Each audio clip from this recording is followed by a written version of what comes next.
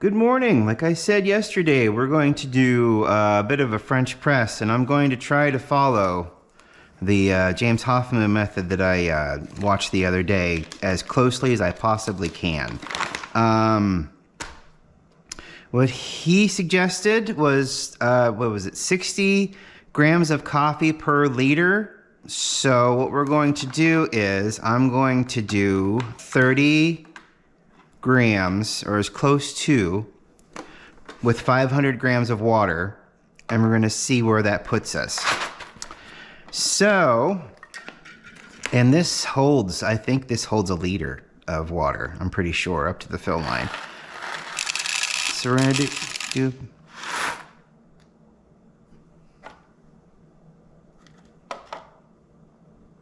oh, I see what I did. Duh, that's dumb. An idiot. I'm like, why is it already up to 90 grams? Well, because I wasn't paying attention. My head is somewhere else, as it generally is. So 31.9 grams. And some of his techniques that I tried to do the last time, I completely blanked out on and missed. This is, of course, of the Timor. This is the one that does the dark chocolate with some really nice notes of walnut in it. So definitely my favorite of the Island Roasters coffee that I got. Still smells fantastic. I'm going to put this on a medium setting, which is 20. You don't want it too coarse. We're going to get this up to temperature. We're almost there. So let's get this started. Okay, there's that. And then this has heated all the way up to boiling, so we'll turn that off. It is a full pot, so that'll be fun. So let's do our pot here. We'll zero that out. Thank you very much. I've got a little bit of chaff on the side. Someday I'll remember to use that, maybe. But I think we'll be okay. So let's see how much we got out of this. French presses are fun. They're the way I understood them back in the day, they were always set it and forget it. Now that this is a hobby and I'm following instructions, it isn't that so much anymore. There's a lot of steps, which, you know, is fine because it's fun. So I got 31 grams in, which is pretty good. We'll reset that. There's going to be a lot of strange steps that you probably don't associate with this kind of a thing because, like I said, usually it's a set it, let it sit for a time, and then just plunge it all the way down, and then you've got coffee. It's going to be a little different this time. So let's get our hot water, and I'm going to put 500 grams of water in here. There's no need to bloom it. It is just going to be an all-inclusive trip down water lane here. And we're going to use a spoon to stir it to get everything incorporated. And then we're going to let it sit. Ooh, I went too high. By 30 grams. Okay, that's fine. That's all right. A little bit more than I wanted, but that'll be okay. No problem. Added an extra gram of coffee anyway. It should be fine. So I'm just going to, well, let's see. What do I need to do? I need to just give it a little stir to make sure everything is about where it needs to be and coated. And then I'm going to wait for about, 4 minutes here. Let me start my timer because it's pretty, not on the money, but you know, we don't want to take too long. And then when we get to it after about 4 minutes, I'm going to go ahead and we're going to break the crust that forms at the top. Give it a little stir, let things settle, and then wait another minute, and then we're going to scoop off the stuff that's on the top. There's going to be some foam, there's going to be some larger pieces that didn't sink down, and then we're going to scoop those out, and we're going to throw them away. And then we're going to wait another 5 minutes, I know, and then we're going to take the plunger, and we'll do it the way he describes to do it. So let's get one thing at a time, though. One thing at a time. I had it on a 20 here for the Baritza. Seemed to grind it up fairly well, about the medium that I would want it to be. You don't want it AeroPress fine, but then again, you don't want it too coarse either. And it's a juggling game, and you know, you have to figure out what gives you the best coffee, and that's a lot of trial and error. So, and there's nothing wrong with you know, going back and forth a little bit, trying to fix, if this is a hobby, you know, going back and forth trying to fix what you feel may be broken, that's all part of the hobby. So I'm going to pause. We're going to come back in about 2 minutes, and then we're going to talk a little bit more, and then I'm going to break up this crust and see what we get. So be right back. So we got about 30 seconds before I'm going to break this thing up and see what happens. I guess his was kind of nicer because it's got a clear window that you can kind of see through. I mean, it's all glass, so you can kind of see through it, and that's gonna this is gonna make the final part a little bit more difficult, but we'll get it figured out. So what we want to do now is we want to take our spoon and kind of just break up the crust that's formed. Give it a little bit of a stir. Not too much agitation, just enough to get everything floating and a falling. And then we're going to give it another minute. And then we're going to scoop this foam off the top, along with any bits that may be floating around in there. Just say I could give it another minute. Today's pretty boring. It's actually been a very standard, uneventful week. I'm about to go outside here in a little bit to see if they took the box that the elliptical came in. It's trash day today, and we optimistically set out the big, huge cardboard box that the elliptical came in, that we assembled downstairs this past weekend. And I want to see if they took it. Now, I figure he left for work, so I figure he would have texted me to say they didn't take the box. However, depending on what he had on his mind, he could have just moved it to the side, not thought about it, and just went to work. So, I mean, there's a lot of different variables, and, you know, he's been pretty busy as of late. So, I wouldn't, you know, wouldn't blame him if he accidentally did that, said, I need to text him, and then forgot, because there's so much going on. All right, this is a little bit more narrow and a little bit more, there may not be any big pieces lingering either. I mean, there are on the side, which is a little bit of a disappointment, but there's not much I can personally do about that. I remember the last time I did this scooping thing, there were quite a few big pieces on the top, but there doesn't appear to be too many big pieces up here now.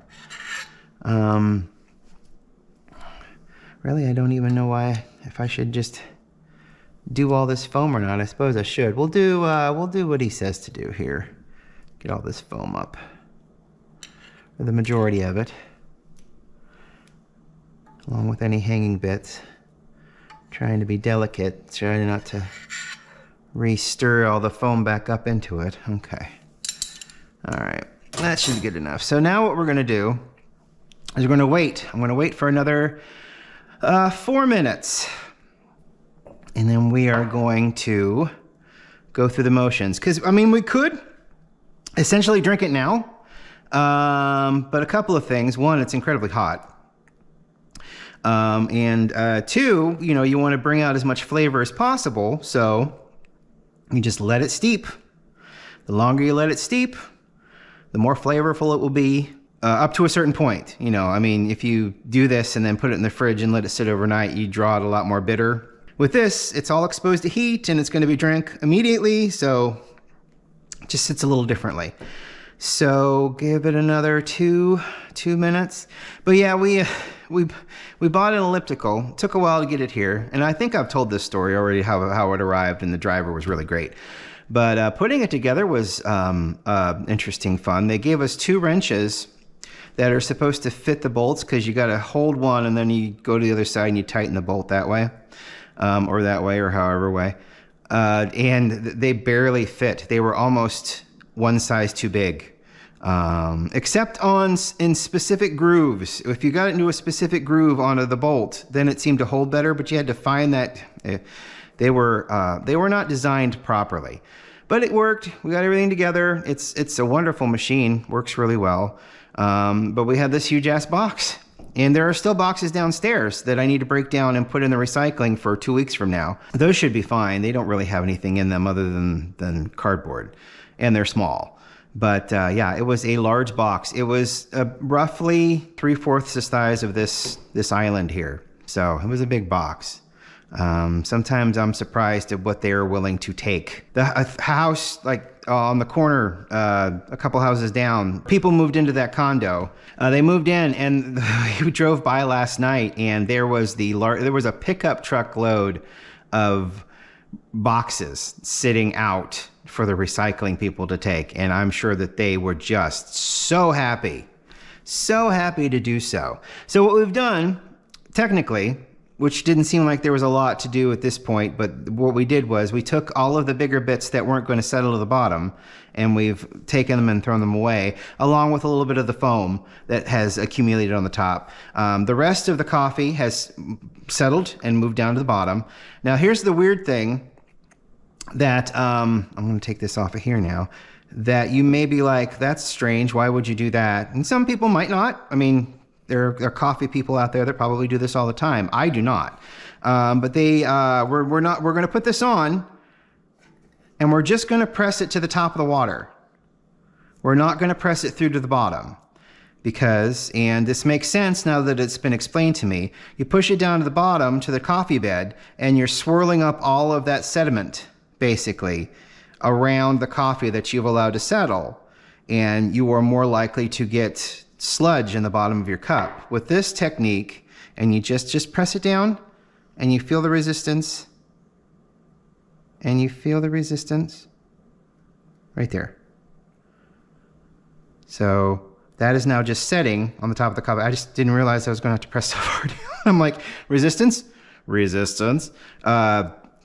to the top of the coffee. And now we've got it sitting there, and it'll work as a filter. And the coffee isn't stirred up. And all we will have to do is just gently take a nice little pour. Just nice and easy. Take a little bit longer because it's got to pass through the filter rather than already having swirled itself around the filter. And now we have a nice cup of coffee, all ready to go. Still very hot. But still very Timor. Oh boy. This is best coffee I ever bought. Best non-specialty coffee I've ever bought so far. I'm very, very, very happy with my purchases from the Island Roasters Coffee Company.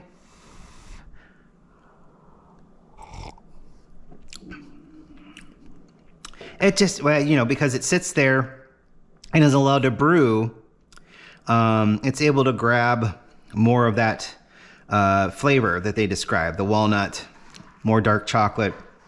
It's just able to hold on to that flavor more than when you pass it through. It's just basically waving, saying hi. Whereas in here, they're getting to know each other. It's a mixer, maybe a speed dating for about 9 minutes, and then you're not separating everything because, like I said, when you press this all the way down to the bottom, you're creating a vortex, and you're passing the coffee, water, and some of the sediment through and into the basket, and it's stirring everything up. If you just set it on the top, and like I said, I didn't realize this until I watched this video, and it just made sense from like a physics standpoint. You get down to a certain point and there's a vortex, and it just shoots everything up and through, and that's why you get all of those particulates passing through that rubber gasket, is because you're pushing with force, minimal force, but still force, and getting all of that stuff churned up and back up, and that's why you get all the sludge at the bottom. There's probably still going to be a little bit of sludge at the bottom, but it's definitely not going to be nearly as much. And it is just a delicious cup of coffee.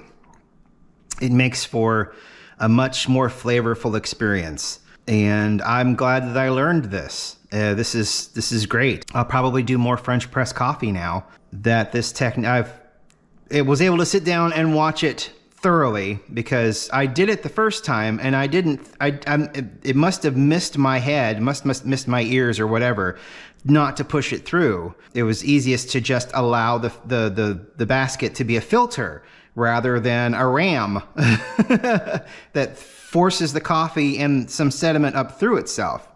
So, and this just tastes so nice.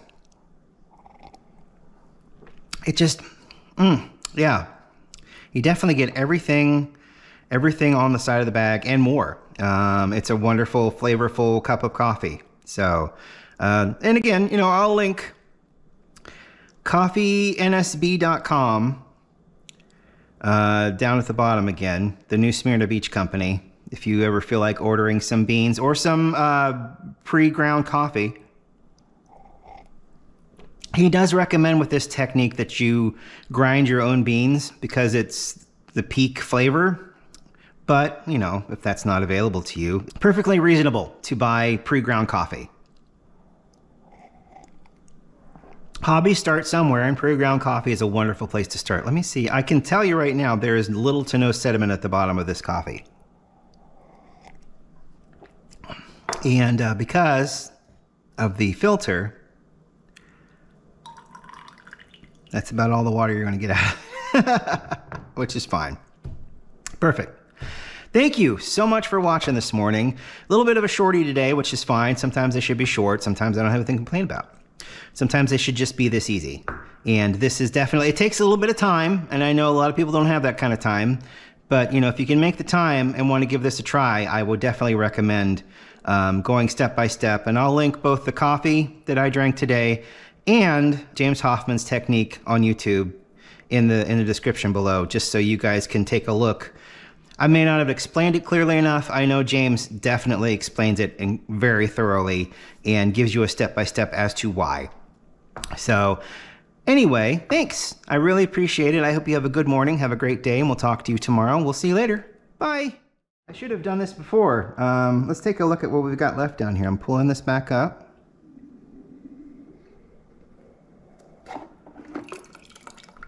See, you have some water in the basket, and there is quite a bit of water left down there, but that's the water you will get with the sediment.